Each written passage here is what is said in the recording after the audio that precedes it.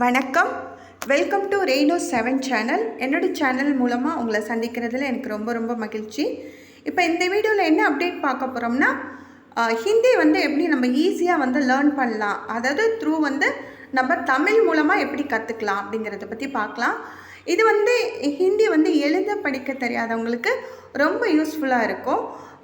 அதனால் டைரெக்டாக நம்மளோட சொந்த லாங்குவேஜில் நம்ம கற்றுக்கிடும் போது அது ரொம்பவே உங்களுக்கு ஈஸியாக புரியும். அதை பற்றி தான் நம்ம இந்த வீடியோவில் பார்க்க போகிறோம். எப்படி ஹிந்தி ஈஸியாக நம்ம லாங்குவேஜில் கற்றுக்கிறதுங்கிறத பார்க்கலாம். பிஃபோராக என்னோடய சேனலை சப்ஸ்கிரைப் பண்ணி வச்சுக்கோங்க. அப்போ தான் உங்களுக்கு என்னோடய வீடியோஸ் அடுத்தடுத்த அப்டேட் வரும்போது உங்களுக்கு என்ன டீச் பண்ணியிருக்கேங்கிறது தெரியும். நீங்கள் எப்படி கிளாஸ் ரூமில் இருந்து நீங்கள் கவனிக்கிறீங்களோ அதே மாதிரி கண்டிப்பாக உங்களுக்கு ஒரு ஃபீல் கிடைக்கும். ட்ரை பண்ணி பாருங்கள். இப்போ நம்ம கிளாஸில் போகலாம். இப்போ இது பார்த்திங்கன்னா ஸ்போக்கன் ஹிந்தி. இப்போ இந்த ஸ்போக்கன் ஹிந்தி நம்ம எப்படி பார்க்க போகிறோம்னா, இந்த Hindi to English and Tamil.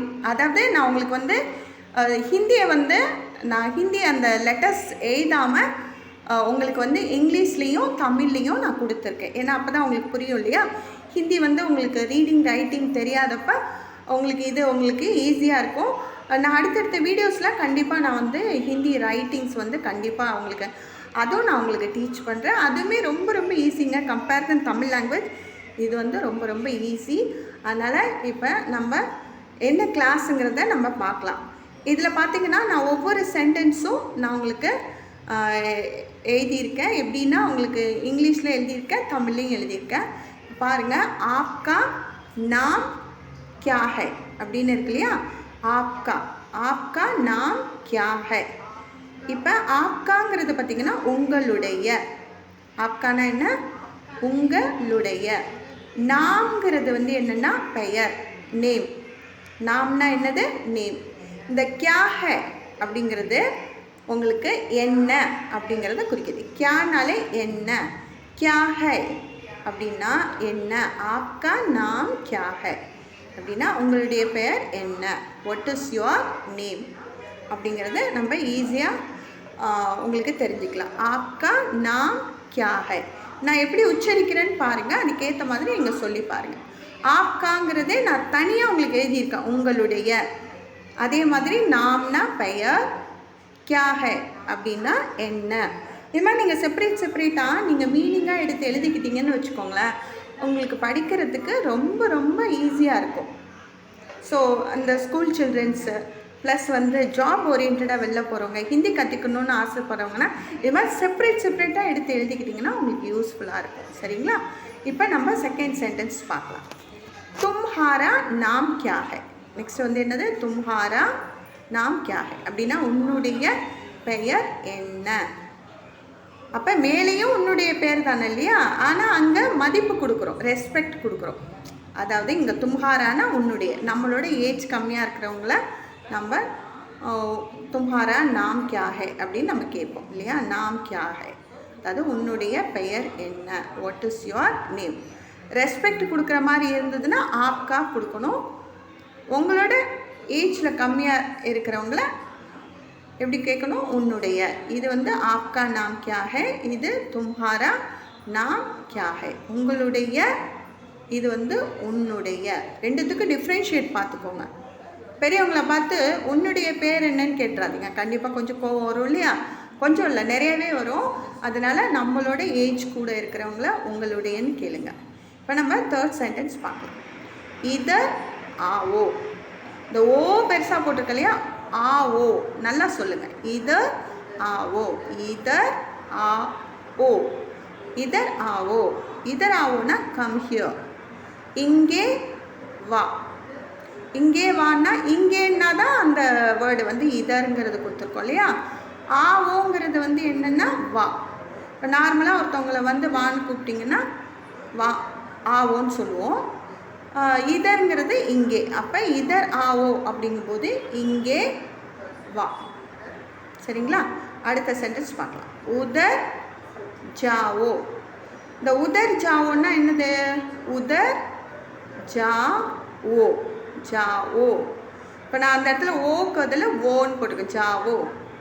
இதர் இங்கே, உதர் அங்கே. ஜாவோ அப்படின்னா கோ. ஜாவோன்னா என்ன? கோ. கோ தேர், அங்கே போ. உதர் ஜாவோ, கோ தேர். இப்போ நான் தனியாக செப்பரேட்டாக கொடுத்துருக்கேன் பாருங்கள். இதர்னா ஹியர், இங்கே. உதர்னா என்னது? தேர். ஸோ ரெண்டுமே உங்களுக்கு நான் கொடுத்துருக்கேன். இங்கே அங்கே, இதர் உதர். ஆவோ கம், வா. ஜாவோ கோ, போ. ஸோ உங்களுக்கு எது கம்ஃபர்டபுளோ அதை நீங்கள் இது மாதிரி தனியாக செப்பரேட்டாக எடுத்து எழுதிக்கோங்க. மீனிங்ஸு எழுதிக்கோங்க. இதர் உதர், ஆவோ ஜாவோ. ஸோ இதுதான் மெயினான வேர்ட்ஸு. இதர் ஆவோ, உதர் ஜாவோ. இது மாதிரி நீங்கள் தனித்தனியாக எடுத்து எழுதிக்கிட்டிங்கன்னா உங்களுக்கு வந்து யூஸ்ஃபுல்லாக இருக்கும். ஓகேவா? இப்போ ரெண்டு வேர்டு தான் இருக்குது இல்லையா? எல்லாத்துலேயும் எப்படி இருக்குது? 2 வேர்ட்ஸ் தான் இருக்குது. இதராவோ, உதர் ஜாவோ. ரொம்ப ஈஸி உங்களுக்கு படிக்கிறதுக்கு. இது மாதிரி நீங்கள் தனியாக ஒரு பேப்பர் எடுத்துக்கோங்க, நோட் எடுத்துக்கோங்க. இதுக்குன்னு ஒரு நோட்டு போட்டுக்கோங்க. இப்போ என்னோடய கிளாஸஸ் கவனிக்கிறீங்கன்னா கிளாஸ் 1 அப்படின்னு நீங்கள் இது மாதிரி கிளாஸ் 1 போட்டுக்கோங்க. கிளாஸ் 1 போட்டுட்டு சென்டென்சஸ் அப்படின்னு எடுத்து எழுதிக்கோங்க. இப்போ சென்டென்சஸ் இப்போ நம்ம என்ன பார்த்துருக்கோம்? ஃபர்ஸ்ட் சென்டென்சஸ்லேருந்து நம்ம பார்த்துருக்கோம் இல்லையா? என்ன பார்த்துருக்கோம்? ஆப்கா நாம் கியா ஹை, தும்ஹாரா நாம் கியா ஹை, அது என்ன அர்த்தம்? What is your name. அது மாதிரி நெக்ஸ்ட் இருக்கிறதும் what is your name. So இது மாதிரி செப்பரேட்டாக நீங்கள் எடுத்து அது ஹிந்தியோட அந்த உச்சரிப்பு வார்த்தைகளையும் அதோட மீனிங்ஸையும் உங்களுக்கு கம்ஃபர்டபுளாக எழுதிக்கோங்க. இப்போ இதர் ஆவோ, உதர் ஜாவோ அப்படின்ட்டு அந்த 4 இது பார்த்துருக்கோம் இல்லையா? இன்றைக்கி கிளாஸில் 4 பார்த்துருக்கோம். அதை எழுதிக்கோங்க. அது மாதிரி உங்களுக்கு தமிழ் கம்ஃபர்டபுளாக இருந்ததுன்னா தமிழ் டு தமிழ் எழுதிக்கோங்க. ஹிந்தியை தமிழில் ட்ரான்ஸ்லேட் பண்ணிவிட்டு அதோட மீனிங்கும் தமிழ்லே எழுதிக்கோங்க. இது மாதிரி ஆப்கா நாம் கியா ஹை, தும்ஹாரா நாம் கியா ஹை. இது மாதிரி செப்பரேட்டாக இதர் ஆவோ, உதர் ஜாவோ. ஸோ இது மாதிரி செப்பரேட்டாக எழுதிக்கிட்டிங்கன்னா உங்களுக்கு கிளாஸ் 1, கிளாஸ் 2, கிளாஸ் 3 பார்க்குறப்ப இதெல்லாம் ஈஸியாக இருக்கும். பார்த்துட்டிங்களா? இது மாதிரி தனியாக நம்ம செப்பரேட்டாக எடுத்து சென்டென்சஸ் ஒரு சைடு எழுதியிருக்கோம் கிளாஸ் 1ல். ஓகேவா? அடுத்தது பார்த்திங்கன்னா இந்த சென்டென்சஸ் தேவையான மீனிங்ஸ். இந்த மீனிங்ஸையும் அப்பக்கப்போ செப்பரேட்டாக சைடில் வந்து இது மாதிரி ஒரு லைன் ட்ராப் பண்ணி அந்த லைனில் இந்த மாதிரி மீனிங்ஸை எடுத்து எழுதிக்கோங்க. ஆப்கா உங்களுடைய, தும்ஹாரா உன்னுடைய. என்ன தான் நம்ம வீடியோஸில் பார்த்தாலும் இது மாதிரி ஒரு நோட்டாக எடுத்து எழுதும்போது உங்களுக்கு கண்டிப்பாக படிக்கிறதுக்கு ரொம்ப ரொம்ப ஈஸியாக இருக்கும்.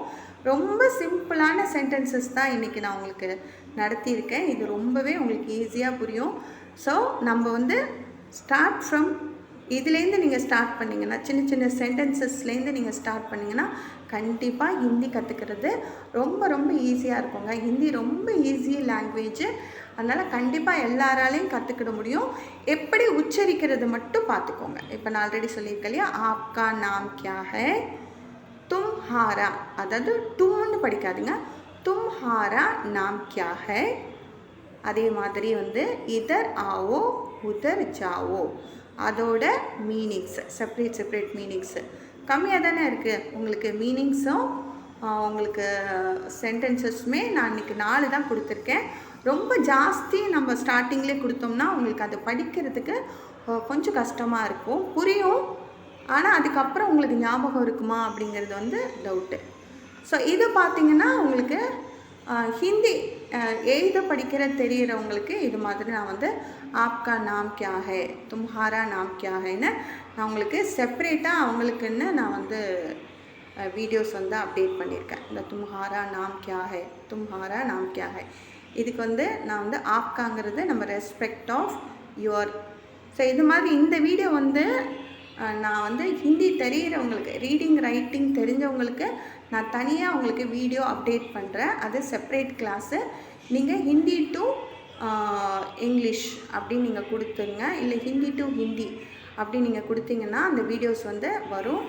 நான் உங்களுக்கு நெக்ஸ்ட்டு கிளாஸஸில் வந்து நான் உங்களுக்கு கண்டிப்பாக அப்டேட் பண்ணுறேன். ஸோ ஹிந்தி ரீடிங் ரைட்டிங் தெரிஞ்ச குழந்தைங்களுக்கு இது ரொம்ப ஈஸியாக இருக்கும். ஸோ இது வந்து நான் அப்டேட் பண்ணுறேன். ஸோ மறக்காமல் வந்து நீங்கள் என்ன பண்ணுங்கன்னா, ஸோ என்னோடய சேனலை சப்ஸ்கிரைப் பண்ணி வச்சுக்கோங்க. என்னோடய சேனல் சப்ஸ்கிரைப் பண்ணி வச்சிங்கன்னா தான் நான் அடுத்து போடக்கூடிய வீடியோஸ் எல்லாமே உங்களுக்கு கிடைக்கும். இது வந்து ஸ்கூல் சில்ட்ரன்ஸ்க்கு ரொம்ப ரொம்ப ஈஸியாக இருக்கும் உங்களுக்கு. இப்போ வந்து எக்ஸாம் ஹிந்தி நிறைய பண்ணுறாங்க, பரீட்சையா பிராத்மிக் மத்தியமா. ஸோ அது மாதிரி பண்ணுற குழந்தைகளுக்கு ரொம்ப ஈஸியாக இருக்கும். அது என்னோடய சேனலை சப்ஸ்கிரைப் பண்ணிக்கோங்க, ரேணு 7 சேனல். கண்டிப்பாக மறக்காமல் லைக் பண்ணுங்கள், ஷேர் பண்ணுங்கள், கமெண்ட்ஸ் பண்ணுங்கள். ஓகேவா? நன்றி, வணக்கம்.